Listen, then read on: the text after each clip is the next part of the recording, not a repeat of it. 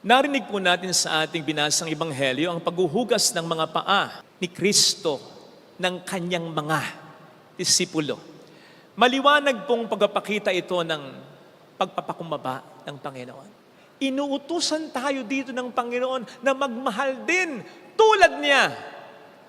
At yun ay pagmamahal na may pagpapakumbaba.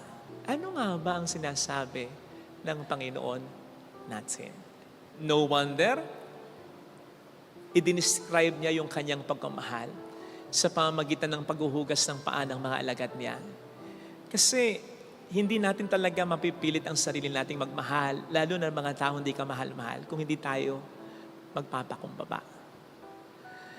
Pero ito yung mandato sa atin. Mahalin or respetuhin. Huwag magtatanim ng galit. Umunawa, magpatawad,